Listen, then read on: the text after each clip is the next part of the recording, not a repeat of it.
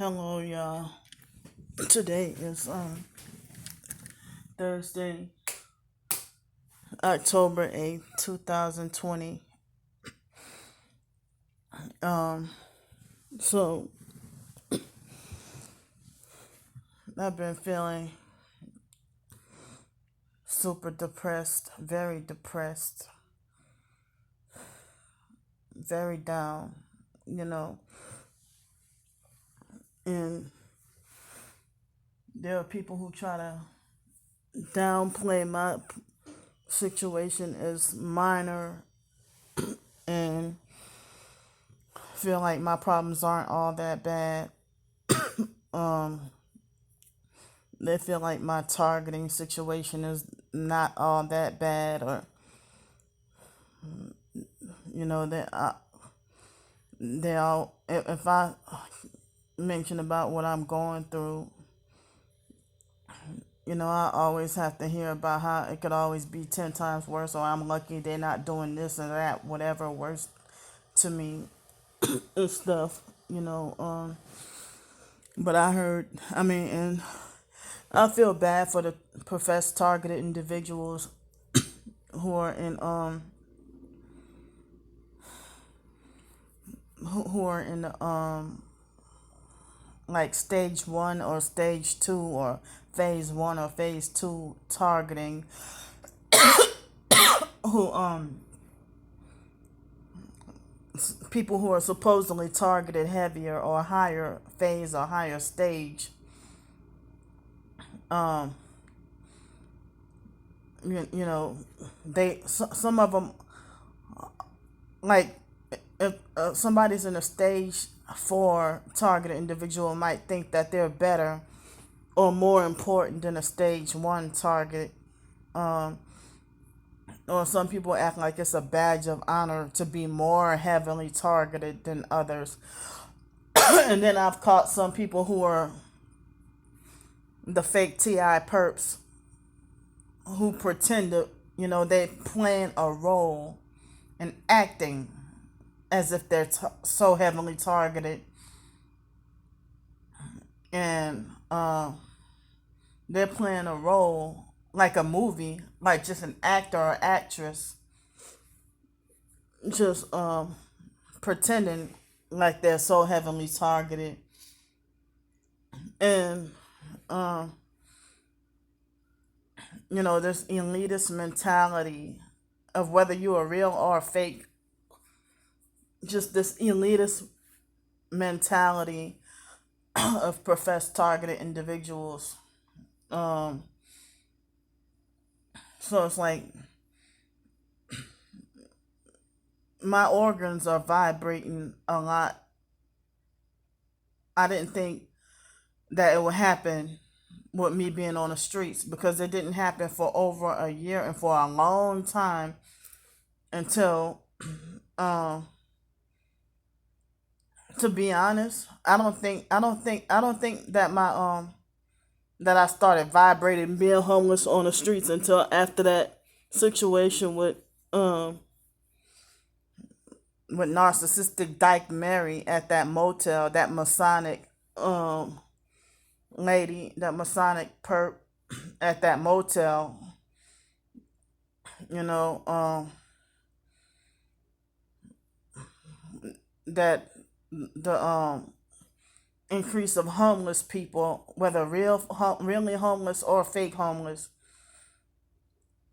You're not gonna drive around in a nice red car and then go and mock me with the sleeping bag and the well, I have a book bag, but I it's in my storage unit. But I carry around a bag, and so you mock me with the sleeping bag and try to sleep near my area, you know, and then I can, before he even opened his mouth. Well, I didn't hear him open his mouth at all. But he purposely plant himself to where, in the area where I go potty at, to go sleep over there in the area where I go potty at, my little secret spot. So, and you're a white man, And then I have to hear lectures about how I deserve to be raped and stuff. I mean, these gang stalking perps, they are perverts. You know, they're very perverted, and then they flip it on you and lie and say you're the one who's nasty and perverted and sick. You know, when narcissistic abusers, when I walk around with a skirt and I can walk around with a long skirt down to my ankles and a shirt, and I've done video on that. I think it was on this channel because I remember it being kind of recent, where in the fake foster family, narcissistic abusers want to try to forcefully order me to they want me to raise up my shirt. Even the women, like the foster mom and her daughter Shelly, want me to raise up my shirt to see. They want to try to forcefully order me to raise up my shirt to see whether or not I have on a bra. Or the foster mom's husband want to try to force me to raise up my pants and underwear. I mean, raise up my skirt to make sure, or if I'm having a long dress on, or a long shirt that he wants me to raise up my shirt to see if I have on any underwear or shorts under there. And then the foster mom would say I have to do everything they tell me to do. It's like I was forced against my will to deal with blind obedience to false authority, because y'all fake foster family, y'all are illegal kidnappers. They try to call it legal kidnapping, but they try to call it legal kidnapping. So I mean, the same person who's a porn addict want me to raise up my pants and underwear. So, I mean, he would gaslight, and like if I put my clothes in a dirty clothes bin, and he would actually go dig through the garbage can and take out my maxi pad, and then go put it out in the open, and then lie and say I did it. Like, why the fuck would you go out of your way and, like, I guess the fake foster family were like the worst of perps. If I dispose of my, I'm sorry to sound graphic, but you know, if they do gruesome stuff like that, you know, if I wonder how the hell they even know I'm menstruating, so, or why should they be so overly concerned, and so I know I dispose of my stuff properly, and then you go dig through the trash, or you take my menstruating underwear and then go put it out in the public for all to see, and you go snoop through with the dirty clothes bin, and then you put it out for all to see, and then lie and say I did that myself, and that I'm trifling, and then I'm not allowed to explain myself to the foster mom, and I get more punished for trying to explain the truth and say he's lying, because her thing is you're not allowed to say that adults are lying, and that you are to respect adults. But then when I become an adult, all the kids have every right to disrespect me and order me around and tell me what to do. you know so it's like, I tweeted on Twitter last night about how I have to walk around with that feeling like the woman in that novel The Scarlet Letter, except I'm falsely accused and innocent. I mentioned about how the gang stalking perps, they hit me with electronic weapons to make me, you know, force me to diarrhea, and then they're there to watch to make sure that I'm in the act of making the diarrhea, and they want to watch and monitor and record me while to freaking humiliate me. You know, who's the real terrorist here? that, and then y'all call me crazy and making like I'm crazy and need to be watched 24/7. I'm a grown ass adult. I'm not a fucking child, and I'm not in. Y'all trying to make like y'all have the authority to put me in detention, but y'all do crooked stuff like intentionally run over people with your car. You take away all my freedom and rights. You don't have the authority to do that or the right. And it's like, when y'all know that meme where I keep bringing it up, that meme that talks about, Daddy, what do you do for a living? I'm a gang stalker. I I'm a gang stalker, honey. I I harass people electronically in hopes that they'll commit suicide. That's not nothing of God at all. I mean, that is nothing of God at all. And the main people who do this are the main people who sit up in church and tell you to repent of your sins, read the Bible, fast and pray. I want to keep tabs on you and make it. Why do you care if I'm praying? Why do you care if I'm reading the Bible? You don't care about my soul anyway because you want me to commit suicide. And even dealing with fake church people, fake hypocrites, I got to deal with that's like another workplace mobbing, but let's call it church place mobbing. That they all act elitist and huddle together against me, and I'm the only one that's an outcast. Um, it's just not fair at all, and it's making me feel like even more depressed to be treated like this with this abuse that I don't deserve. You know, and and I said before, the people who care the least about you are the main people who want to dish out orders telling you what to do and trying to dictate and control your life and act like they have no real rulership or no legal authority or rulership over you. I mean, that crazy demonic perp Alex, he's the crazy one trying to say police says you're crazy. Well, if you say the police say because you lied to me and said I'm crazy, but you have no reason to call me crazy. And then when he's like a couple of Saturdays ago, when the police get here, you tell them that. When the police get here, you tell them that. Talk about when the police get here, you tell them that. You know, I wish I would have had that on film too, but he took advantage of my phone being at 3%, and then my phone died. And they had that black lady. She was wearing red. It's like all these black people always defend Alex against me, and he's white. You know, and mainly black females defend him against me.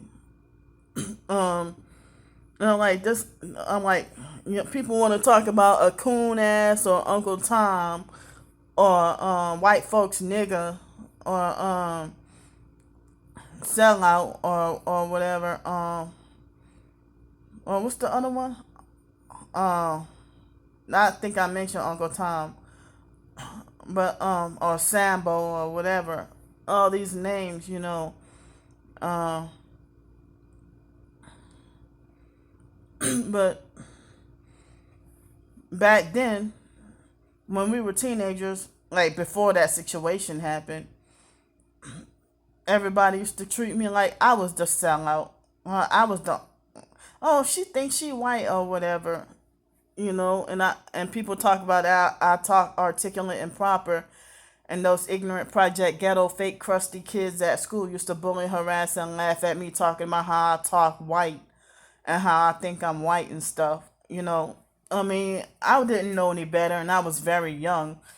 I mean, before I was too young to realize what the world was really about. But in elementary school, I did used to want to be white. But I, by the time I got to junior high, I didn't feel that way anymore. But I would still, talk the way I talk, and I still get laughed at to this day. And ignorant people from my past still falsely assume that I'm 37 years old, and you still think after all these years, you still think I want to be white, or you still think I'm obsessed with this, or you still think I want to be like this, or you still think I'm this kind of way, bad, kind of embarrassing way. You know, a lot of ways that I've changed. Like, and I think, no, I didn't do a video on it, but I made a tweet on Twitter about it. But I'm wondering how, narcissistic abusers don't give you the opportunity or room for change. And it's like, when you try to better yourself, they want to try to put a block there on purpose to set you up to trip and fall and slip and mess up. They put a stumbling block in your way to cause you to slip and fall and mess up, and then and then they mock and laugh at you, like they bully, harass, and laugh at you when you slip and make a mistake, you know. Like, I did do a video about how narcissistic abusers with no authority love to try to inspect the victim. Like, if I had my own place, and that retarded fag Mark, the biological gay brother Mark, would come to my house and then try to act like he delusionally believes he has the authority to inspect and control my house, and then snoop through all my belongings, and then try to forcefully order me to get my house clean, and I'm a grown-ass woman being treated like this by a fucking sibling who hates my guts and cares nothing about me. And then he would get mad and lie and say he's gonna be back in 3 hours. And then he would try to pick up copy off of the fake foster mom with the abuse and stuff. You know, if he didn't like being treated like that, but then you turn around and treat me like that, you know. And then it's like he would and then I'm like, your house is no cleaner than mine. Plus, your house has roaches. I can't even count not one roach in my house, but your house is full of roaches. How you gonna try to tell me how to have my house? You know. And then he would be very manipulative and be like, "Oh, Candy, open these windows when they're closed." But then when they're closed, then when they're open, "Oh, Candy, close these windows." Like, you don't rule my fucking house. You know, and then they would disrespect any of them. I have to follow their house rules, but then they come to my house and just disrespect on purpose, you know. And the fake mental health counselors were no help at all. That coerce, force mental health counseling and medicine, and nobody's on your side. And then, you know, they want to make sure they're there to watch you try to kill yourself and stuff like that, you know. It's freaking, I don't get it. Like that's what they've been trying to do, and I didn't realize these are all Masons and occultists and stuff like that. If anybody in my family, I think that Hellface Ugly Monica, my so-called niece, I bet you her and Whore Rebecca, I bet you they got Masonic connections. Anybody out the biological family, I bet you they got Masonic connections. And then, you know, the biological sister Ramona, you know, everybody talking about her being a voodoo witch. They said the biological mom Frances was alive, when she was alive, that she was a voodoo witch. They said that, and I think Mark is a voodoo witch too. And almost every family member seemed like they're a voodoo witch, but then they projected onto me and falsely accused me of being a voodoo witch. And the fake foster mom has been heavily rumored to be a voodoo witch, you know. And the Kraft family been, you know, heavily rumored to be a voodoo witch. Voodoo witches, a whole family full of witches. That's why that last name is Witchcraft. That last name Kraft, you know. So, and they know they do witchcraft. So it's like, and some of the fake cult Bible class people, I wouldn't be surprised if they're into voodoo too. You know, all the so-called light-skinned New Orleans Creoles who act like they think they're superior or better than others. Narcissistic abusers and witchcraft, voodoo, y'all, and Freemasonry. Y'all got it all, including the fake Catholic background. I mean, New Orleans is just all fucked up. But I guess I have a love hate relationship with my hometown. I don't know what I should truly feel about New Orleans. But I feel kind of homesick sometimes, and other times I feel like I'm glad to be away. But it's like the foster sister Shelley would do stuff like in 2006 she would want to inspect. She would act like she wanted to try to monitor and control my bank account. But then, when I get groceries, she would try to inspect me trying to buy healthier food. And then she would bully, harass, and laugh at me for the one small little pack of Reese's that I buy, in addition to a whole bunch of fruits and vegetables and healthier food. And she nitpick at this one unhealthy food and laugh at that. And then make me feel discouraged. And then I go back to my old ways of eating a whole bunch of junk food again.